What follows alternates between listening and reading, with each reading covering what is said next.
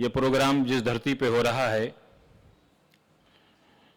ये बहुत ही मशहूर और मारूफ जगह है और जिसके लिए हो रहा है वो शख्सियत, वो ज़ात, वो इंसान 1824 में 12 फरवरी को गुजरात में जन्म लिया और पूरी दुनिया के लिए इन 200 साल में एक अनोखी शख्सियत, एक सूरज के मानन, एक दरिया के तरीके से, एक चमकते हुए सितारे के तरीके से काम कर गया, जिसे आज भी हम 200 साल के बाद याद कर रहे हैं। धर्मगुरु की यह शान होती है कि वो पूरे संसार का रखवाला होता है, किसी एक कौम, एक जात, एक बरादरी का नहीं होता। इस धरती को जो कुरुक्षेत्र की धरती कहलाती है, सबसे बड़े फख्र की बात यह है कि 5150 साल पहले श्रीमद् भगवत गीता का ज्ञान श्री उन शख्सियतों के जरिए से यहाँ आया कि जो आज हमारे यहाँ, जिसे हम इल्हामी कैफियत से मानते हैं कि अल्लाह की तरफ से, परमात्मा की तरफ से आया था। गीता एक ऐसे 700 श्लोकों की किताब है कि जैसे छोटा सा बच्चा उठा लेता है, मगर उसकी शक्ति इतनी है कि पूरी दुनिया उसकी ताकत के सामने कमजोर नजर आएगी। उसे गीता कहते हैं। और दूसरी बात यह कि ये स्टेज अगर यहां न सजे तो कहां सजेगा। मैं किसी के खिलाफ या अपने खिलाफ ये बात नहीं कह रहा हूं। दुनिया में जितने भी ग्रंथ हैं उसमें एक दूसरे के अपोजिट खिलाफ कुछ ना कुछ लिखा हुआ है। जितने भी ग्रंथ हैं, जो आपकी आस्था है, मेरे ग्रंथ में आपके खिलाफ है, आपके ग्रंथ में मेरे खिलाफ है, कुछ ना कुछ सच बात यह है कि लिखा हुआ है। लेकिन मैं इस स्टेज से कह रहा हूं कि मैंने गीता के 18 अध्याय 700 श्लोक को बहुत गौर के साथ पढ़ा है। गीता एक ऐसी किताब है, दरिया है कि जिसमें किसी की दिल शिकनी, दिल को नहीं तोड़ा गया है। उसी धरती पर महर्षि दयानंद जी सरस्वती जी के लिए हम 200 साला ये फंक्शन, ये इज्तिमा, ये जलसा मुनाकिद कर रहे हैं, जिनका मकसद भारत ही नहीं बल्कि पूरी दुनिया की मानवता को बचाना था, पूरी दुनिया की इंसानियत को बचाना था, संसार का तहफ़्फ़ुज़ करना था। बस एक बात आपकी खिदमत में, और मेरी बात तमाम हो गई है। मैंने उनकी हिस्ट्री में बहुत सी अच्छी बातें, बहुत अच्छी बातें पढ़ी, सुनी, लेकिन उन्होंने अपनी जिंदगी में जब आर्य समाज की स्थापना की और उसके बाद लाहौर में अपना एक ऑफिस बनाया, तो आज वो सरहद के उस पार है, इस पार नहीं है।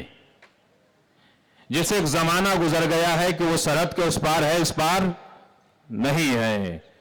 हमारे मुल्क के सभी ये कहते हैं कि हम अखंड भारत बनाएंगे। याद रखिए कि अखंड भारत जब बनेगा तो लाहौर में ऑफिस भी हमारे इस स्वामी का बनेगा। जब अखंड भारत बनेगा तो हमारे स्वामी का ऑफिस भी लाहौर में बनेगा। आज तो जो भारत विरोधी थे वो भी ये कहते हैं कि भारत जिंदाबाद, हिंदुस्तान जिंदाबाद। ये किसी ने जबरन कहलवाया नहीं है। अभी स्वामी ज्ञानंद जी ने एक बहुत अच्छी बात कही कि पूरी दुनिया में आतंकवाद है, दहशतगर्दी है, जुल्म तशद्दुद है। पूरी दुनिया को तराजू के एक पल्ले में रख लीजिए और भारत को एक पल्ले में रख लीजिए। अगर अमन की सदा कहीं से आएगी तो उसे भारत कहते हैं, हिंदुस्तान कहते हैं, ये धरती कहते हैं। और अगर आतंकवाद देखना है तो यहां से 200-300 किलोमीटर फासले के ऊपर पाकिस्तान को देख लीजिए, अफगानिस्तान को देख लीजिए। पूरी दहशतगर्दी मची हुई है, मानवता का कत्लेआम हो रहा है।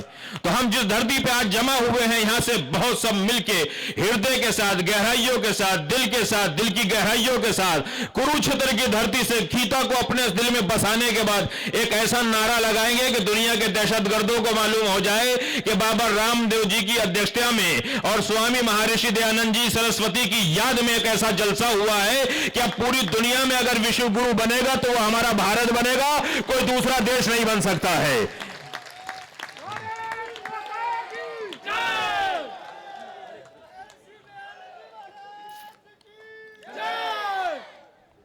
स्वामी बाबा रामदेव जी से मैं इजाजत ले रहा हूं। नारा लगवा दूं अब?